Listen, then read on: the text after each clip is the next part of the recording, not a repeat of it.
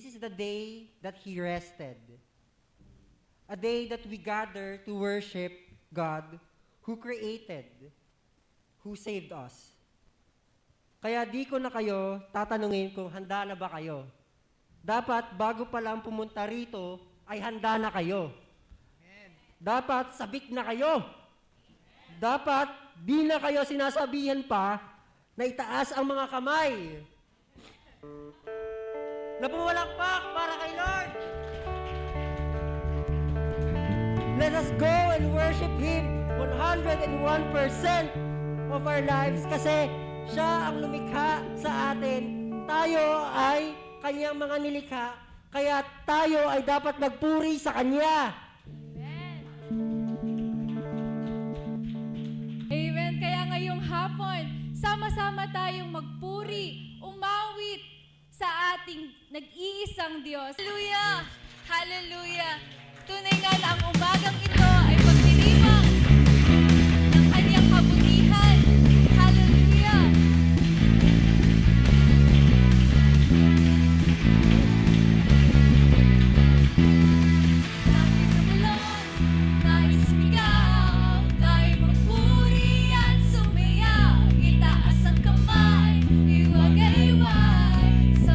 Sama magbigay, papuri at pagsamba.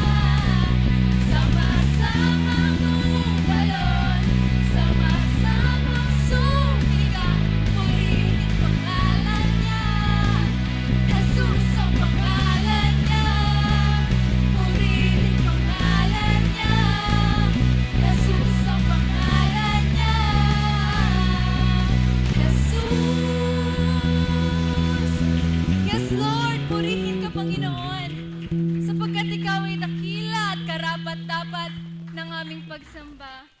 Hallelujah. Patuloy po nating papurihan ang ating Panginoon.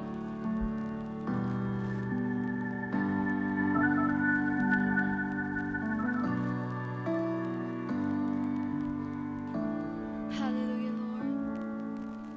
Blessed those who run to Him, who place their hope and confidence in Jesus. He won't forsake them.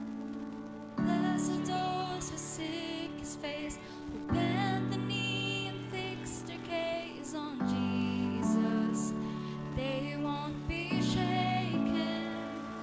Come on and praise the Lord with me. Sing if you love His name. Come on and lift your voice with me. He's worthy of all our praise. Yes, Lord, you are worthy. Hallelujah. Blessed those who walk with Him, whose hearts are set on pilgrimage with Jesus. His glory. Blessed those who die to live, whose joy it is to give it all for Jesus and for Him only. Oh, Jesus, all for your glory. Come on and praise the Lord. Yes, let us praise the Lord. Let us praise the Lord. His name. Come on and lift your voice with me.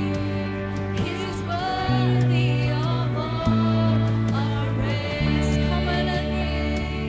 Come on and bring your offering. Sing you know His praise. Come on and lift up your holy hands. He's worthy of all our praise.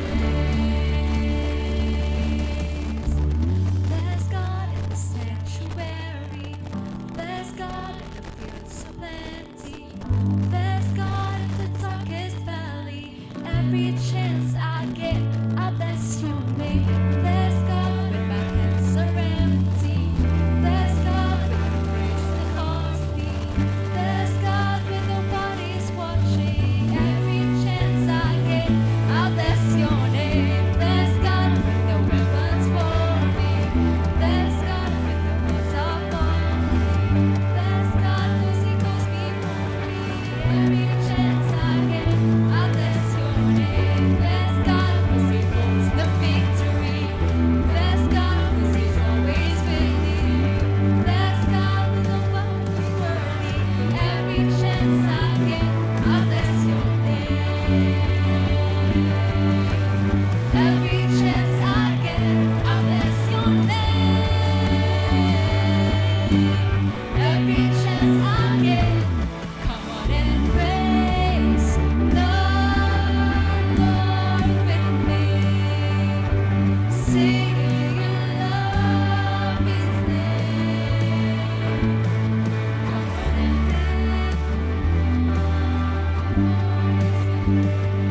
He's worthy of all our praise. Come on and bring your offering. Sing if you've known His grace. Come on and lift up your holy hands. He's worthy of all our praise. Yes, He's worthy of all our praise. Yes, Lord, all the kings of the earth, all nations, all rulers, men, women, old men and children. Let them praise the name of the Lord, for His name alone is exalted. Butihan, tunay po ng Diyos ay mapagpala sa buhay po natin kung tayo po'y patuloy na magtitiwala lamang po sa Kanya. Yun po ang keyword yun eh. Kung tayo po'y patuloy na magtitiwala sa Kanya, palagi po nating makikita yung tinatawag na kabutihan po ng Diyos sa ating pong buhay. Amen po ba? Supposed to be dapat nasa second week po tayo ngayon ng ating seryeng pinag-aaralan patungkol doon sa We and Our Church. Pero dahil ngayon po ay International Women's Day, pag-usapan po natin yung dalawang babae sa Biblia na nagkaroon ng magandang response o pakikipag-ugnayan po doon sa ating pong Panginoon. Ang sabi po ay ganito, one of the greatest struggle for believers today is business. Iniwala kayo doon? No? Sabi po, isa sa pinakamalaking pakikipagbaka o pakikibaka ng mga manampalataya ngayon ay ang pagiging abala sa napakaraming bagay o gawain. Sino po dito ang hindi busy? Lahat po busy kapag tinignan po natin. Ano po? Pag tinignan po natin yon. Bakit po? We live in a culture that praises productivity, activity, and constant movement. Ito po yung ating society ngayon. Ito po yung ating mundong ginagalawan po ngayon. Nabubuhay po tayo sa isang kultura na pinupuri ang pagiging produktibo, pagiging aktibo, at palaging may ginagawa. Dapat ganun ka. No? Kapag hindi ka busy ngayon, may problema ka. Dapat busy tao ka. Yun po yung ating pong tatalakayin at titignan po natin ang buti yun. Ngunit, sa gitna po ng maraming gawain, kahit sa relihiyong pamumuhay, no? Kahit sa relihiyong activities, posible na mamiss po natin si Jesus bilang ating pong Panginoon. Ibig sabihin, busy tayo sa gawain, pero hindi natin kasama ang Panginoon sa lahat ng ating pong ginagawa. Ang ating pong talatang babasahin po ngayon ay nakasalalay po sa buhay ng dalawang magkapatid na babae. Na po, na pareho pong nagmahal sa Panginoon, ngunit magkaiba ang kanyang tugon sa kanyang presensya. Tayo pong natin tumayo sandali. Ating pong basahin po ang Luke chapter 10. Okay, Luke chapter 10 po. Wala po doon sa verse 38 hanggang verse 42. Ang sabi po, si Jesus at ang kanyang mga alagad ay nagpatuloy sa kanilang paglalakbay at pumasok sa isang nayon. Malugod silang tinanggap sa tahanan ni Marta.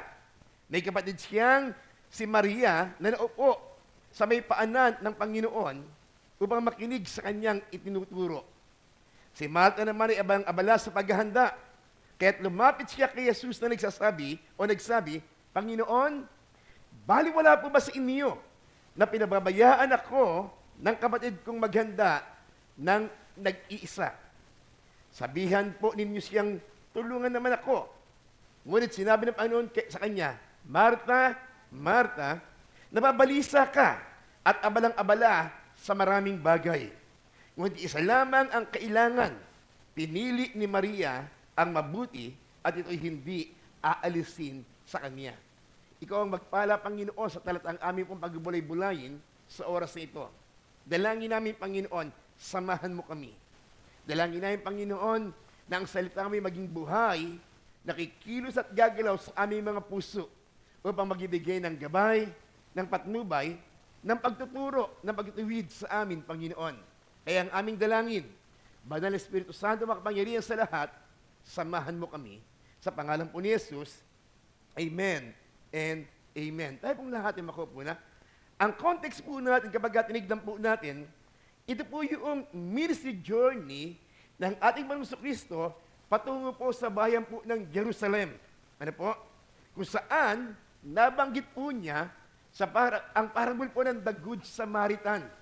Ito'y makita po natin sa Luke chapter 10 from verse 25 hanggang verse 37 na binigyan po niyang mabuti na pansin at natag po natin active love for others.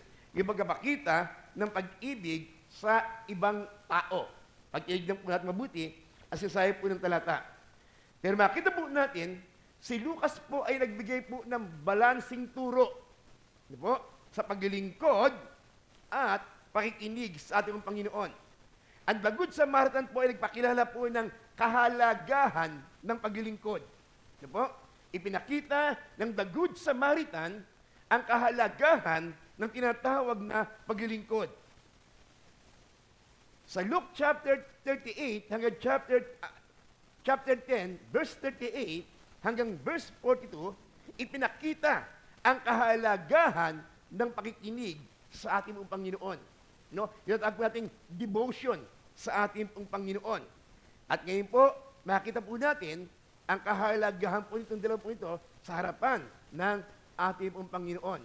Unang bahagi ang sabi po, ganito, welcoming Jesus does not always means prioritizing Jesus. Ang pagtanggap kay Jesus ay hindi nangangahulugan na si Jesus ang priority sa buhay po natin. Ulitin ko po, ang pagtanggap kay Jesus ay hindi nangangahulugan na si Jesus ang priority sa buhay po natin. Sa verse 38, ang sabi ganito, habang sila naglalakbay, pumasok si Jesus sa isang nayon at isang babaeng nagngangalang Marta ang tumanggap sa kanya, sa kanyang bahay. Pumasok po si Jesus sa isang nayon at binuksan ni Marta ang kanyang tahanan para sa kanya. Inoffer po ni Marta yung kanya pong tahanan para po doon sa ating pong Panginoon. Napakaganda. Kagaya po ng ginagawa po ng bawat isa. Nakita po natin, yung pong pag-welcome ni Marta ay isang pagkapakita po ng yatag po nating hospitality o yatag po nating mabuting pagtanggap sa panahunin na ang bagay pong ito ay napakahalaga sa kultura po ng mga Hudyo. Kung tignan po natin ang ating pong talata sa aklat po ng Hebreo chapter 13 verse 2, no, mababasa po doon na yung pagtanggap po doon sa mga estranghero. Napakahalaga po noon. Ipinangangaral po yun sa lumang tipan hanggang sa kapanahunan po ng mga manampalataya sa bagong tipan, ipinangangaral po yun. Yung paglilingkod sa mga estranghero o sa mga hindi kilala. Pagdating po doon sa Galatians chapter 5 verse 13, ang sabi po doon, serve one another in love. Maglingkuran daw po tayo sa pamagitan po ng pag-ibig sa isa't isa. Makita po natin dito, sabi po nito, ginawa ni Marta ang isang mabuting bagay. Wow! Ginawa ni Marta ang isang mabuting bagay. Ano po yun? No? Ano pong ginawa niya? Tinanggap niya si Jesus, binuksan niya ang kanyang tahanan para kay Jesus, na ang dahilan, nais niyang maglingkod sa Panginoon. No? Nakalagay po doon sa atong skin. She welcomes Jesus, she opens her home, sabi po ito, she desire to serve Jesus. Pag tinignan po natin mabuti. Ngunit, unti-unting pinakikita na po ng kwento ang isang mahalagang katotohanan. Ano po yung isang mahalagang katotohanan? Posibleng tanggapin si Jesus sa ating buhay, ngunit hindi siya gagawing pangunahing prioridad sa buhay po natin. Pwede pala. No, pwede pala na wini-welcome natin si Kristo sa buhay po natin, pero hindi siya ang priority sa buhay po natin. Pag tinignan po natin ang istorya, makita po natin doon, maraming tao ang nagsisimba, naglilingkod sa ministry, aktibo sa gawain ng iglesia, ngunit ang kanilang relasyon kay Kristo ay nagiging pangalawa lamang sa kanila ang gawain para kay Kristo. No? Nagiging pangalawa lamang sila. No? Nagiging pangalawa lamang si Kristo sa mga gawain para po doon. Sa kabila ng pagtanggap ni Marta, si Jesus sa kanyang buhay, ano pong nangyari? Hindi niya priority si Jesus. Bakit? Kasi si Marta, busy sa maraming bagay. Ano po? Makita po natin, sa pagtagal po ng kwento, makita po natin yung pagiging sobrang alaga, sobrang abala, upang maglaan ng oras sa kanya, wala po yun. Yun po. Kung minsan, dumarating po sa atin ang ganitong mga bagay. Yun po.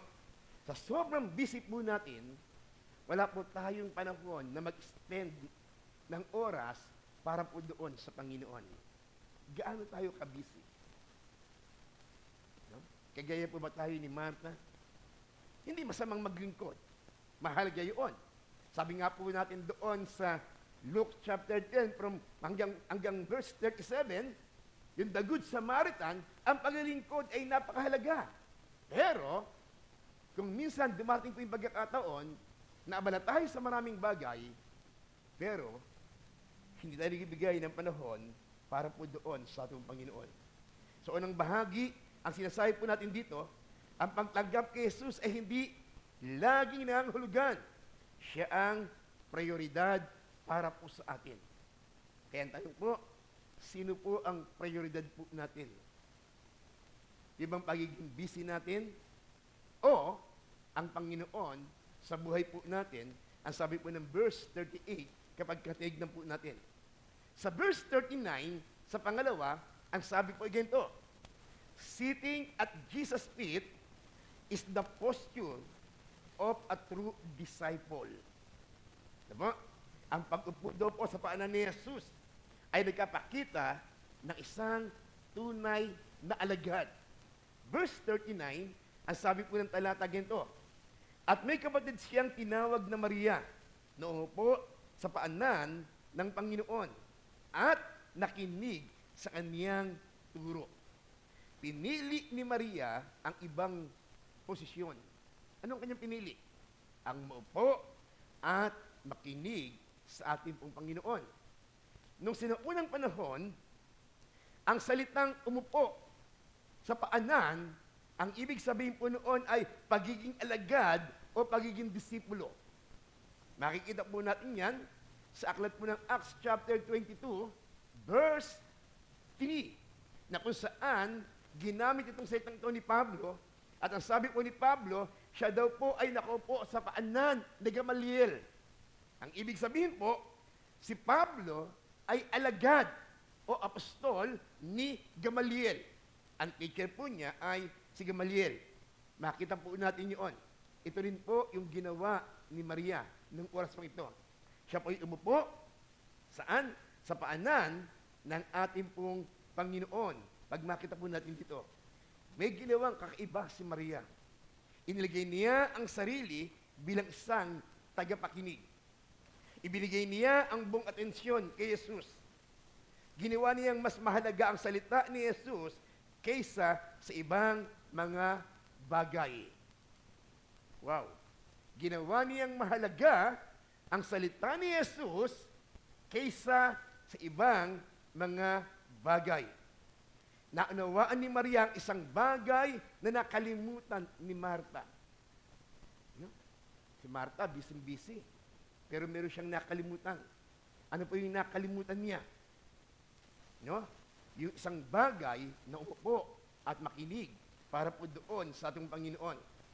Ang pinakamalaking pribilehiyo ay hindi ang maglingkod kay Jesus, kundi ang makinig kay Jesus. Akala natin isang malaking bagay, isang malaking pribilehiyo ang maglingkod. Ang malaking pribilehiyo ay ang makinig sa ating Panginoon. Mahalaga ang paglilingkod. Sabi doon sa aklat ng Hebrews chapter 13 verse 2. Sabi doon sa aklat ng Galatia, mahalaga ang paglilingkod. Ngunit ang pagiging alagad ay nagsisimula sa pakikinig ng salita ng Panginoon. Saan nagsisimula ang pagiging alagad ng Diyos?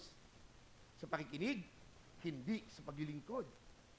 Kaya dapat, kung gusto mo sumunod sa Panginoon, ang una mong gagawin, makikinig ka muna. Hindi yung magtatrabaho ka kagad o maglilingkod ka kagad doon sa ating pong Panginoon. Nakita ni Maria ang pinakmalagang bagay. Ano po yun? Yung makinig sa ating pong Panginoon. Larawan ng dalawang babae, larawan ng dalawang tao na parehong mayroong pagmamahal sa Panginoon, pero mayroong magkaibang paraan para sa Diyos. Ang isa naglingkod, ang isa nakikinig muna doon sa ating Panginoon.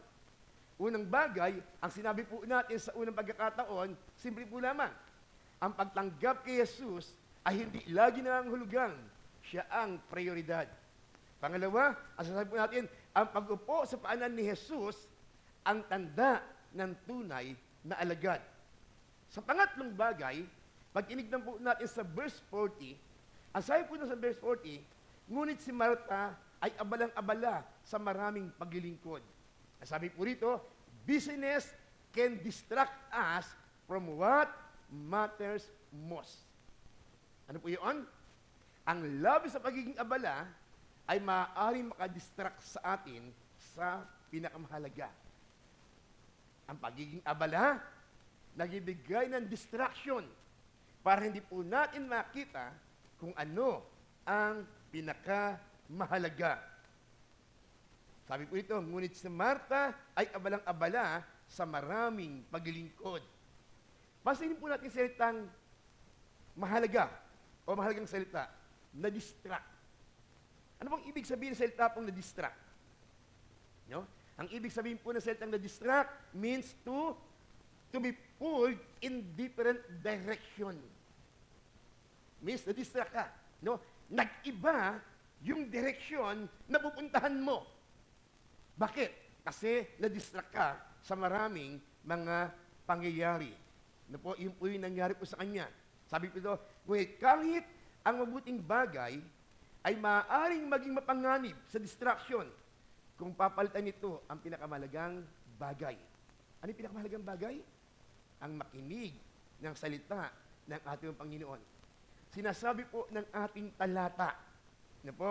Sinasabi po ng ating talata na siya po ay na-distract dahil sa maraming paglilingkod. Dahil sa maraming paglilingkod. Ang problema niya, hindi ang paglilingkod. Wala pong masama na tayo po'y maglingkod. Hindi po yun ang problema. Ang problema, na-distract siya sa kaniyang paglilingkod. Ano po yung nagpapakita na tayo po'y nadidistract sa dami po ng paglilingkod? Po? Nagsimula po siyang lumapit sa Panginoon. At nagtanong siya sa Panginoon.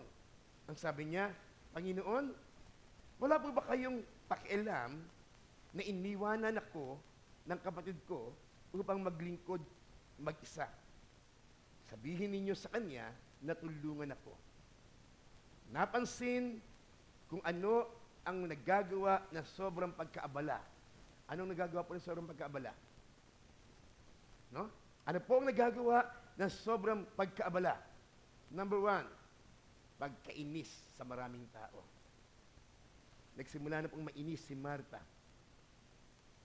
Number 2, pagkalito sa tunay na prioridad. Hindi niya alam kung ano talagang priority niya. Ang makinig ba o ang ipaghain ng pagkain si Jesus?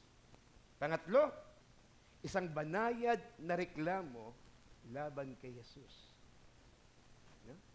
Kapag pala nadidistract tayo sa ginagawa po natin, itong tatlong ito, ang ating nararanasan. Naiinis tayo sa maraming tao kasi tayo lang nagtatrabaho, sila walang ginagawa. Sinong madalas makapansin ng ganun? Ako na lang? Yung dami-dami namin dito. Diba? Minsan, dumarating sa atin yun.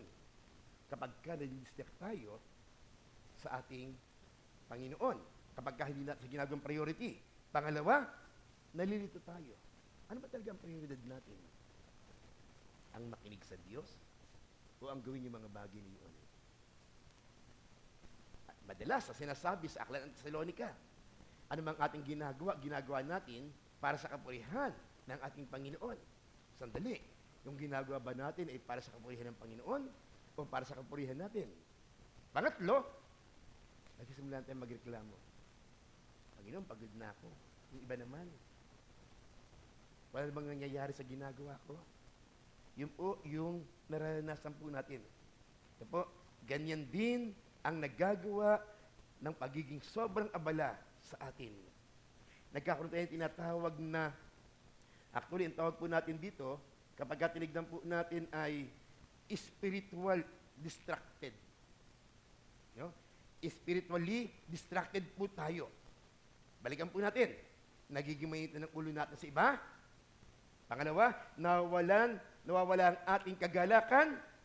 Minsan, pati ang Diyos, kinu-question natin sa mga ginagawa natin. No? Kapag nadidistract po tayo sa ating pong ginagawang paglilingkod sa Panginoon, ang tunay na problema, sinasabi ko nga po, hindi yung gawain. Ang problema ay ang pag-distract mula kay Kristo mismo. Naaagawan si Jesus ng role sa buhay po natin. Yun po yung problema. Kaya balikan po natin. Hindi porket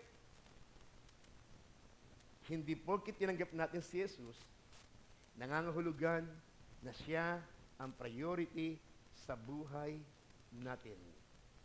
Pangalawa, na binabanggit po natin dito, ang pag-upo sa paanan ni Jesus ang palatandaan ng tunay na alagad.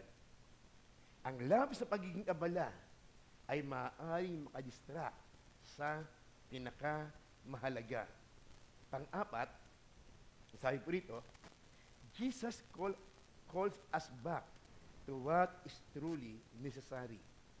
Tinatawag tayo ng Diyos o ni Jesus pabalik sa tunay na mahalaga. Verse 41 hanggang verse 42, sumagot ang Panginoon sa kanya, Martha, Martha, nababalisa ka at nag-aalala sa maraming bagay. Ngunit isang bagay lamang kailangan. Malumani na tugon ni Jesus kay Martha. Inulit niya ang pangalang Martha, Martha. Pagkapatunay ng kanyang habag at malasakit, hindi paghatol. Hindi po hinatulan ng Panginoon si Martha sa kanyang ginagawa, kundi nagpakita siya ng awa kay Martha sapagkat nadidistract siya at hindi na alam ni Martha kung ano ang prioridad doon sa kanya pong buhay. Balikan natin. 3 bagay po yung binanggit ng Panginoon. Sabi niya, una, nababalisa ka. Pangalawa, nag-aalala ka. Pangatlo, pag tinignan po natin talata, nalulunod sa maraming bagay. No? Pwede pala yun, ano? Na yung paglilingkod natin sa Panginoon, ang nadudulot, pagkabalisa, pagkakaroon ng pag-alala, at higit sa lahat, nalulunod tayo sa maraming bagay. Pero sabi ng Panginoon kay Martha, Martha, isang bagay lamang ang mahalaga. Ano yun? Yung pinili ni Maria. Ano yung pinili ni Maria? Ang sabi po doon, pag tinignan po natin, yung pagtanggap sa salita ng ating Panginoon. Maraming bagay sa buhay po natin ang maaring mawala. Kagaya po sa next week, wala na yung araw ng Biyernes. Hanggang Huwebes na lang ang trabaho. Sana daw all. Maraming bagay ang nawawala. Mawawala ang trabaho natin. Mawawala ang ari-arian natin. Mawawala ang posisyon na meron tayo. Mawawala ang mga tagumpay na meron tayo. Ngunit ang salita ni Kristo na naitanim sa puso natin, mananatili magpakilanman, hindi pwedeng mawala. Pinili ni Maria ang presensya kaysa sa pagiging produktibo. Pinili ni Maria ang debosyon kaysa sa distraction. Nakinig si Maria kaysa sa paggawa. Kaya ang tanong ko po, ano po ba ang mahalaga para po sa atin? Busy tayo sa maraming bagay, pero nakakalimutan natin ang pinakamahalaga.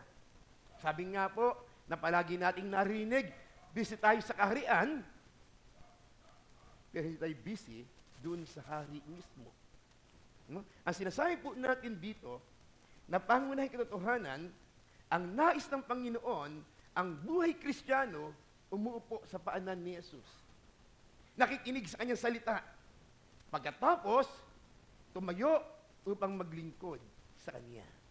Una, umupo sa paanan ng Panginoon, makinig sa salita ng Diyos, tapos tatayo tayo upang maglingkod sa Panginoon. Pero kapag ang ginawa po natin ay kabaligtaran, ang mangyayari po sa atin, burnout or stress, pagkabalisa, at yung tawag po natin spiritual distraction sa buhay po natin. Sa ating aplikasyon, o sa ating pong lesson na makukuha sa talatang ito, una ang sabi po ay ganito, please. Ang sabi po, beware of spiritual busyness. No? Mag-ingat daw po tayo sa spiritual na pagiging busy po natin. Abala sa iglesia, aktibo sa ministry, maraming ginagawa sa gawain ng Diyos. Ngunit maaari ka pa rin spiritually distracted. Hindi dapat palitan na aktibidad ang pakikipag-ugnayan kay Kristo. Hindi pwedeng palitan na anumang uri ng activities. Alin? Ang ating pakikipag-ugnayan sa ating Panginoon. Mahalaga pa rin ang pakikipag-ugnayan sa Panginoon. Mahalaga pa rin umupo, makinig sa Diyos, bago tayo gumalaw sa paglilingkod para po sa Kanya. Pangalawa, ang sabi po rito, sa ating pong lesson na tinitignan, sabi po ito, prioritize time with Jesus. Gawing prioridad ang oras kay Jesus. Sinadyang pinili ni Maria ang umupo at makinig. Ito ay paalala na dapat nating bigyang prioridad. Ang pagbabasa ng kasulatan, ang pananalangin, ang pagmumuni-muni ng salita ng Panginoon. At ang mga bagay pong ito ay hindi lamang isang option na dapat natin gawin. Ayon sa ating pong binasa, ito ay isang bagay na tunay na kailangan natin sa ating pong buhay. Ano po yun? Ang pagbabasa ng salita ng Diyos, ang pananalangin, at ang pagmumuni-muni ng tinatawag na salita ng Panginoon. Pangatlo, ang sabi po ito, serve from a place of devotion. Maglingkod mula sa pusong malapit sa ating pong Panginoon. Yun po, ganun din na ni Jesus ang paglilingkod. Ang problema ay naglilingkod si Martha nang hindi muna umupo sa paanan ng Panginoon. Naglingkod si Martha nang hindi muna umupo sa paanan ng ating Panginoon. Ang malusog na ministry ay nagmumula sa pusong puno ng salita ni Kristo. Ulitin po natin, ang masigla na ministry o ang malusog na ministry ay nagmumula sa pusong puno ng salita ng ating Panginoong Kristo. Kapag tayo'y nakinig muna, ang ating paglilingkod ay magiging masaya, puspos ng Espiritu Santo, at ang ating paglilingkod ay pangmatagalan. Pero kapag hindi po tayo umupo at nakinig sa Panginoon, ang ating pong paglilingkod hindi magiging masaya, hindi kasama ang Espiritu ng Diyos, at ang ating pong paglilingkod ay tinatawag po nating pangmadalian po lamang. Kaya ang tanong po ngayong gabi, ano po yun?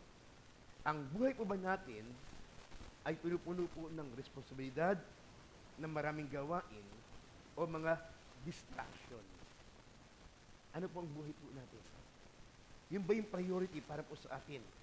O ang umupo sa kanyang paanan, makinig ng kanyang salita, piliin ng isang bagay na hindi kailanman mawawala? Ano po yun? Ang nakikinig ng tinatawag na salita po ng ating pong Panginoon. May dalawang tao na parehong nagmamahal sa Panginoon. Pero magkaiba. Ang isa, hindi naging priority ang makinig sa Diyos. Ang isa, naging priority niya si Kristo, hindi ang paglilingkod. Gaano tayo kaabala? Baka po mamaya, sa sobrang abala po natin, magugulat po tayo, hindi pala si Jesus ang priority para po sa atin. Tandaan po natin, mawawala ang trabaho natin. Mawawala lahat ng bagay na pinaghirapan natin. Mawawala yung tagumpay na mayroon tayo. Lahat ng bagay na mayroon tayo mawawala. ang hindi lamang mawawala yung salita ng Diyos na nakalagay doon sa ating pong puso. Kailanman, hindi pwedeng manakaw yun. At dahil meron tayong salita ng Diyos na pinakinggan natin, na naging priority para po sa atin, ang ating paglilingkod ay magdudulot ng kasiyahan. Ang ating paglilingkod ay pagiging pangmatagalan kasi alam natin ang priority natin sa ating pong buhay. Kagaya ni Maria, ang priority po niya ay ang Panginoon para po sa kanya. Makita po natin sa pagwawakas, ito po yung napakahalaga.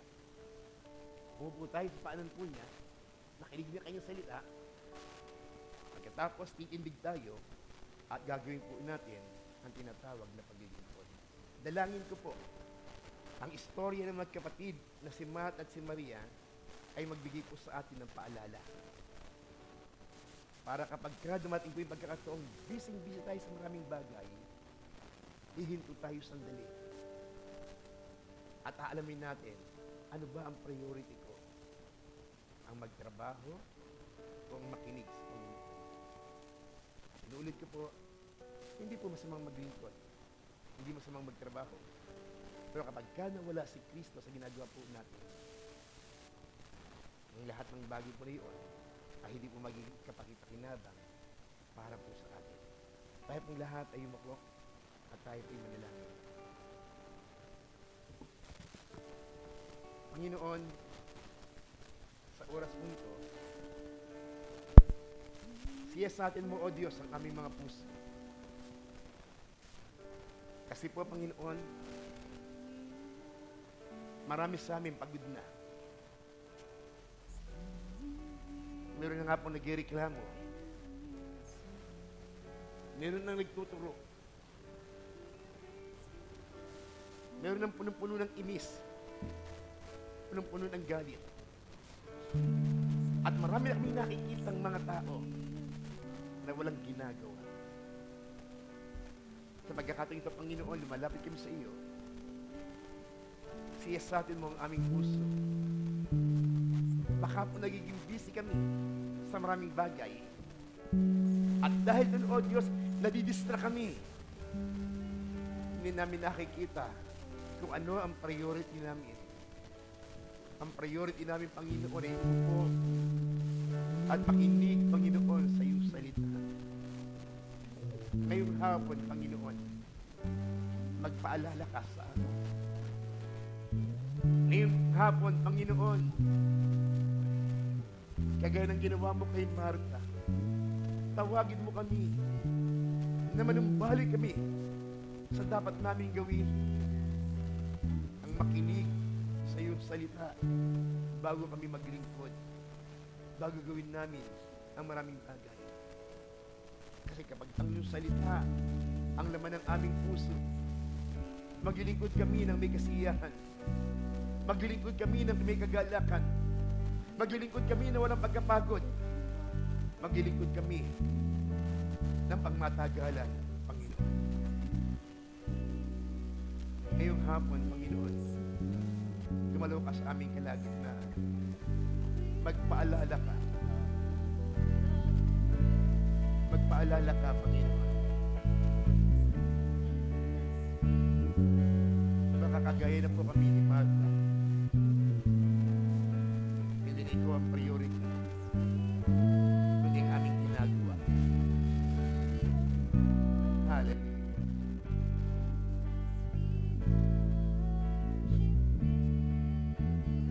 Come, Lord Jesus, and take the place. Again, tayo pong lahanin mo yun. Jesus, we enthrone you. Yes, we enthrone you. We proclaim you are King. We proclaim that you are King. Yes, standing King in the midst of us. Sing in the midst of us. Yes, oh God, you raise you. We raise you up With our praise. praise. And as we worship, And as we worship in your yes, and as we worship,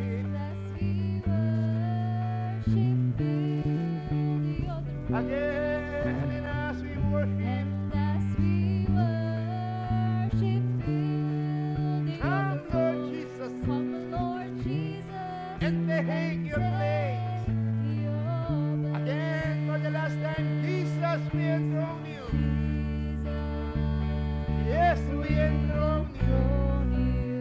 Oh, yes, we proclaim. Yes, oh God. Yes, oh God.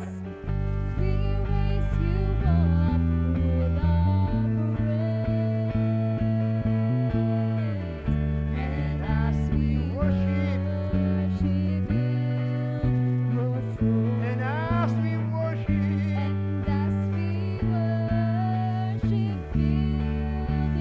yes, and as we worship, come, Lord Jesus, and take your place. Again, and as we worship, and as we worship, yes, and as we worship, oh, yes,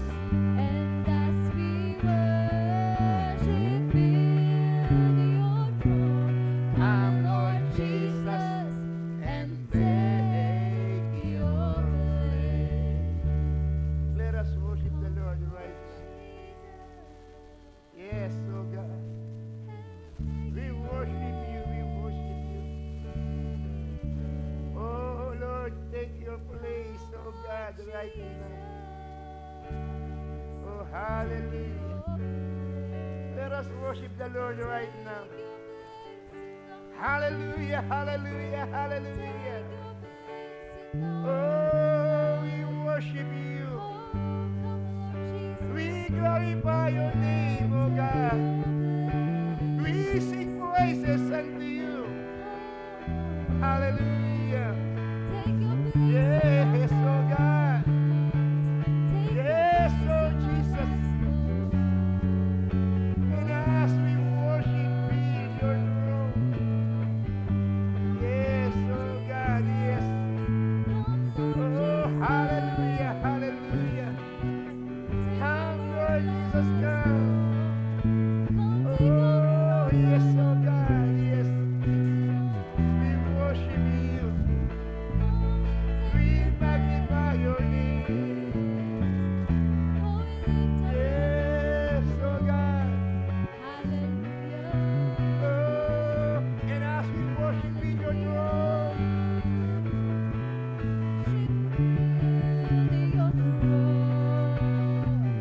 and as we worship in your throne, come, Lord Jesus, and take your place. Panginoon, ngayon pong hapon, Panginoon, turuan mo kami, O Diyos, na matutok mo po sa iyong banyan at makinig bago namin gawin ang mga bagay na gusto namin gawin, Panginoon.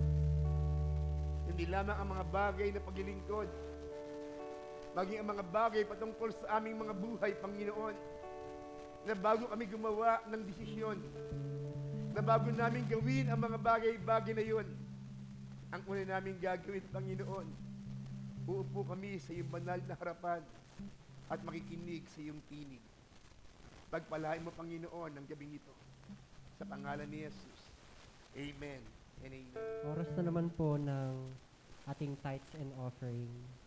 And with that, I just want to ask a simple question na gusto ko tanungin niyo sa mga sarili ninyo. Why do we tithe? And why are we giving our tithes today? Nung ako po, bata pa po ako, I was raised in sa isang Catholic family. So, we go to Catholic Church. And sa oras po ng pagbibigay nila, ang ginagawa ng parents, from my observation, binibigyan nila ng 100 yung mga anak nilang mga bata, maliliit. Binibigyan nila ng mga mali, 100, 200, minsan 50, minsan 20. Ako po, binibigyan ako ng lola ko, 5 piso.